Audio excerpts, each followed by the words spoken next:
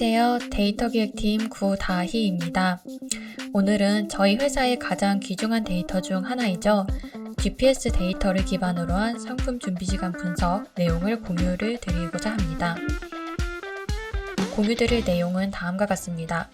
라이더 픽업 시간 도출, 픽업 케이스 분류, 그리고 이를 기반으로 한 상품 준비 시간을 도출하여서 분석한 결과를 공유 드리도록 하겠습니다. 네, 우선은 라이더 픽업 시간 도출에 대해서 볼 텐데요. 이 데이터는 상점의 상품 준비 시간을 판별하는 데에 기초 데이터로 사용되는 그런 분석이라고 봐주시면 될 것 같습니다.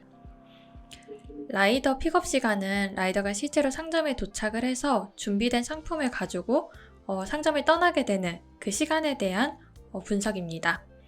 라이더가 떠난 시간은 상품의 준비 시간과도 연관이 되기 때문에 상품 준비 시간을 구하는 데 기초 데이터로 사용이 되었습니다. 라이더 픽업 시간은 저희의 GPS 데이터를 활용하여서 구했는데요. 우선은 클러스터링을 통하여서 픽업 후보지 포인트들을 도출해내게 됩니다.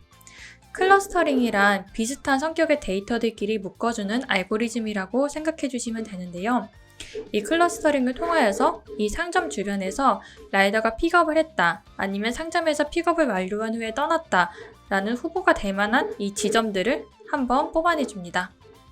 이렇게 지점들을 뽑아낸 이후에는 각 지점별로 연산을 하여서 실제로 라이더가 상점에 도착한 상태인지 아니면 픽업 후 떠나는 상태인지 판별하게 됩니다. 이때 사용되는 것은 라이더가 상점과 가까워지는지, 아니면 라이더와 상점 간의 거리가 얼마나 되는지, 라이더가 이동하는 거리는 얼마나 되는지를 사용하게 되는데요. 각각의 예시를 보시면 조금 더 쉽게 이해하실 수 있습니다. 여기에 상태값에서는 라이더가 상점과 가까워지면 마이너스 1의 값을, 그리고 라이더가 상점에서 멀어지면 플러스 1의 값을 갖게 됩니다. 즉 2번에서 3번 같이 라이더가 상점에서 가까워지면 마이너스 1 값이고, 3번과 4번 같이 라이더가 상점에서 멀어지면 플러스 1 값을 갖게 됩니다. 따라서 3번에서는 이전 상태 2개, 이후 상태 2개를 반영하여서 상태값이 마이너스 2를 갖게 되고요. 여기서 평균거리는 라이더의 이동한 평균거리인데요. 이 이동거리가 여기 각각의 숫자라고 했을 때 여기에 평균거리가 2.33m가 나오게 됩니다. 반면에 6번을 보시면은 상태값은 동일하게 마이너스 2값을 갖지만 이동한 평균거리를 봤을 때 0.5m로 3번보다 훨씬 적기 때문에 이때를 이제 픽업을 시작한 그런 시점으로 판별을 하게 됩니다. 그리고 7번과 같이 다시 이 평균거리가 커지고, 그리고 라이더가 상점에서 점점 더 멀어지고 하는 포인트를 픽업이 완료된 시점으로 판별하게 됩니다. 다음에 이미지를 보시면 조금 더 쉽게 이해하실 수 있는데요. 네, 우선 표로 한번 살펴보겠습니다. 표로 보시면은 여기에 디스턴스가 상점과 라이더 간의 거리이고, 여기 다이렉트 썸이 아까 말씀드린 방향 합, 그리고 무빙 M이 라이더가 이동한 거리의 평균입니다. 이 방향 합이 작아지는 이 시점에서, 그리고 이동거리가 가장 적은 이 시점이 픽업 얼라이브드, 픽업에 도착을 하였다, 상점에 도착을 하였다 라는 상태값이 부여된 것을 볼 수가 있고요. 반면에 다시 방향합이 커지고, 그리고 이동거리가 커지는 이 시점이 픽업이 완료된 시점으로 판별된 것을 확인하실 수 있습니다. 옆에 데이터에서도 동일한 형태를 보실 수 있습니다. 이미지를 통해서도 확인을 하실 수 있는데요. 이 첫 번째 이미지를 보시면 분홍 색깔 점들은 라이더의 GPS 위치들인데, 처음 클러스터링 당시에 픽업 후보지가 아니다 라고 제외된 건들이라고 봐주시면 되고요.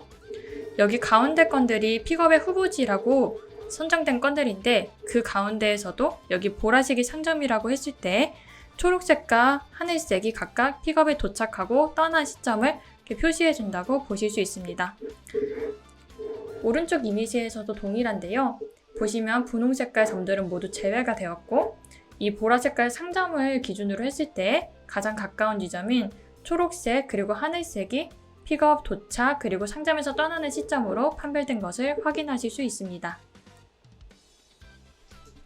그럼 다음으로 이런 픽업 케이스들의 특이한 점들을 한번 보도록 하겠습니다.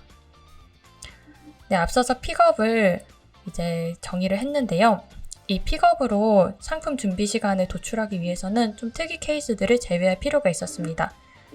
네, 그 이유는 픽업 케이스에 다음과 같은 좀 예외 사항이 있었기 때문인데요.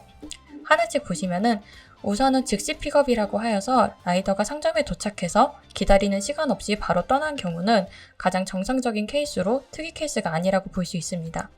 하지만 다른 케이스의 경우 픽업에 난이도가 있다거나 픽업지와의 거리가 멀고 아니면 묶음 배송이 있어서 라이더가 어쩔 수 없이 상점에 머무르는 케이스가 있을 수 있고요. 그리고 마지막으로 상품이 준비되어 있지 않아서 픽업이 늦는 케이스가 있을 수도 있었습니다. 픽업지 난이도에 대해서 보시면 아래의 이미지와 같습니다.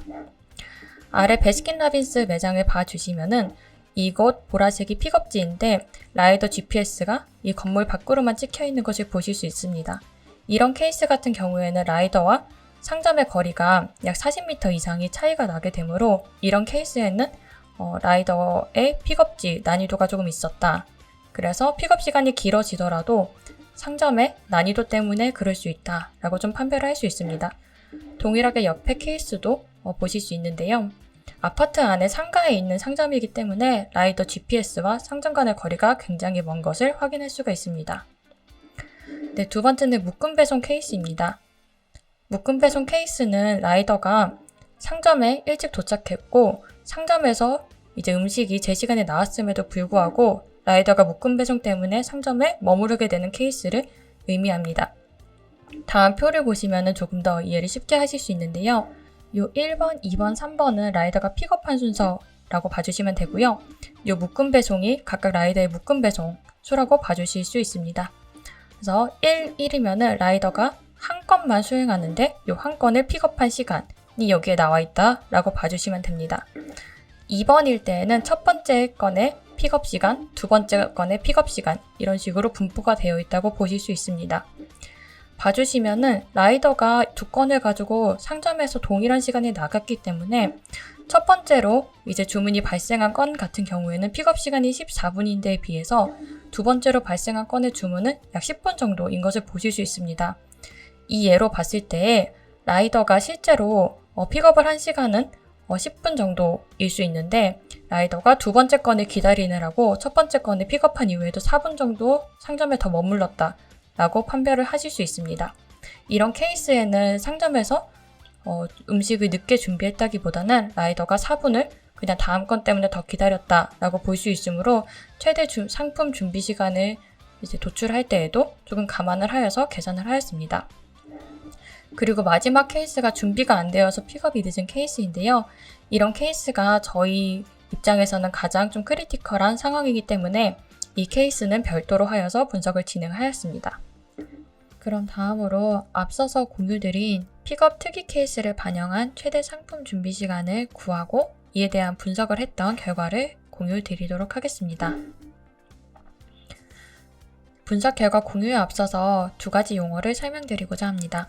첫 번째는 픽업 시간입니다.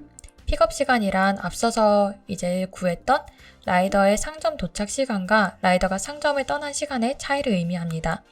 즉 라이더가 31분에 상점에 도착을 해서 35분에 상점을 떠났다면 라이더의 픽업 시간은 4분이 되게 됩니다. 두 번째로 최대 준비 시간은 라이더가 떠난 시간을 기반으로 하여서 앞서서 공유드린 픽업 특이 케이스들을 반영한 계산 결과라고 봐주시면 됩니다. 그럼 이에 대한 데이터를 한번 설명드리도록 하겠습니다. 첫 번째는 라이더가 픽업 대기한 주문건의 비율입니다. 이는 전체 브랜드의 주문건 중에서 라이더가 상점에 도착을 해서 픽업을 대기한 주문건의 비율이라고 봐주시면 됩니다. 이 비율에서는 라이더의 특이 케이스는 빠져 있습니다. 즉, 라이더가 픽업을 대기했지만 픽업지에 난이도가 있어서 픽업을 대기했다라고 생각이 되는 케이스는 이 주문건의 비율에서 빠져 있다라고 봐주시면 됩니다. 이렇게 봤을 때 브랜드별로 픽업 대기한 주문건의 비율은 다음과 같습니다. 현재 브랜드가 맥도날드부터 CU까지 굉장히 다양한 카테고리로 이렇게 나누어져 있는데요. 보시면은 맥도날드, 버거킹과 같이 버거 브랜드는 라이더가 상점에 도착해서 픽업을 한 비율이 굉장히 높은 것을 확인하실 수 있습니다. 반면에 GS25와 같이 넌 F&B 카테고리 같은 경우에는 라이더가 대기한 비율이 상대적으로 작은 것을 확인할 수 있습니다. 두 번째로 픽업 대기권의 구분별 비율 데이터도 같이 보았습니다. 이 데이터를 보았던 이유는 라이더가 상점에 도착을 해서 픽업 대기한 이유가 상점의 상품 준비가 늦어서인지 아니면 라이더가 일찍 도착해서인지 판단하기 위함이었습니다. 다만 이 두 데이터의 다른 점은 이 픽업 대기권의 구분별 비율에서는 라이더의 특이 케이스 구분이 들어가 있지 않다는 것입니다. 즉, 라이더가 픽업지 난이도 때문에 상점에 오래 머물렀다라고 판단되는 케이스가 첫 번째 그래프에서는 빠져 있지만 두 번째 그래프에서는 포함되어 있다라고 볼 수 있습니다. 그래서 일부 비율의 같은 경우에는 첫 번째 그래프보다 두 번째 그래프에서 조금 더 높을 수 있습니다. 그래서 각각 구분별 데이터를 보시면 다음과 같습니다. 데이터가 두 가지로 나뉘어져 있는데요. 준비시간 20분 초과 비율, 이 파란색이고요. 그리고 빨간색이 픽업시간 4.36분 초과 비율이라고 보실 수 있습니다. 그래서 앞서 데이터와 조금 비교해 보시면은 맥도날드 같은 경우에는 라이더가 픽업 대기한 주문건의 비율이 35% 가까이로 굉장히 높았습니다. 하지만 이 라이더가 대기한 케이스에서 준비시간이 20분이 초과된 케이스는 굉장히 작은 10% 초반대인 것을 보실 수 있습니다. 즉, 맥도날드 같은 경우에는 라이더가 상점에 도착해서 대기한 비율은 굉장히 높지만 이게 상점의 과실이라기보다는 라이더가 상점을 일찍 도착했기 때문에 아니면 다른 묶음건 때문에 좀 대기했을 가능성이 조금 더 높다라고 보실 수 있습니다. 반면에 비마트 같은 경우에는 굉장히 준비시간 20분 초과 비율이 높은 것을 확인할 수 있고요. 그리고 다른 스타벅스 같은 케이스를 보더라도 준비시간 20분 초과 비율이 굉장히 30% 이상으로 높은 반면에 픽업시간이 초과되는 비율은 낮은 것을 확인하실 수 있습니다. 이 같은 케이스는 스타벅스는 원래 상품 준비시간이 굉장히 높은 시간으로 책정되어 있고 그렇기 때문에 라이더들이 와서 대기하는 케이스는 굉장히 적다. 그래서 스타벅스는 설정도 잘 되어 있고 라이더들도 잘 준수하는 편이다 라고 확인을 하실 수 있습니다. 네, 다음으로는 카테고리별로 픽업 시간에 대한 분포를 보았는데요. 앞서서 말씀드린 것과 같이 픽업 시간은 라이더가 상점에 도착해서 떠났을 때까지의 시간을 의미합니다. 이 시간의 분포가 크면 클수록 라이더가 상점에서 많이 기다리는 케이스가 많았다라고 볼 수 있는데요. 햄버거 카테고리 같은 경우에는 최대 시간이 0에서 10분까지로 굉장히 넓은 분포를 가지고 있는 반면에 카페, 디저트, 간식 같은 경우에는 0에서 6분 정도로 다른 카테고리 대비 짧은 것을 보실 수 있습니다. 이것만 본다고 하더라도 이 햄버거, 빅 프랜차이즈들 같은 경우에는 라이더들이 상점에 도착해서 모종의 이유로 기다리는 케이스가 굉장히 많다. 그리고 그 시간 또한 다른 카테고리 대비해서 굉장히 긴 케이스들이 있을 수 있다 라고 보실 수 있고요. 반면에 카페, 디저트, 간식 같은 경우에는 굉장히 라이더들이 상점에 도착해가지고 기다리는 케이스가 적다 라고 보실 수 있습니다. 특히 기타 논 F&B 같은 경우에는 화장품이나 올리브영 같은 브랜드가 들어가 있는 그런 케이스인데요. 보시면은 분포 자체는 10분까지로 되어 있지만 대부분의 건수들이 4분 이내로 들어와 있는 것을 확인하실 수 있습니다. 즉, 이 기타 케이스 같은 경우에는 음식이 아니기 때문에 상품 준비 시간은 굉장히 짧을 수 있고 그렇기 때문에 라이더들이 대기하는 시간 또한 다른 카테고리 대비해서 굉장히 짧은 곳에 이렇게 분포되어 있다라고 보실 수도 있습니다. 다음으로 설정된 준비 시간과 최대 준비 시간 사이의 관계를 한번 살펴보았는데요. 설정 준비 시간이란 브랜드별로 상점별로 설정된 예상 상품 준비 시간을 의미합니다. 따라서 설정된 시간보다 최대 준비 시간, 요 차이가 0보다 작을 경우에는 설정된 시간보다 실제로 준비 시간이 더 긴 케이스라고 볼 수 있고요. 이럴 때에는 이 설정 시간을 늘려야 될 필요가 있다고 판단할 수 있습니다.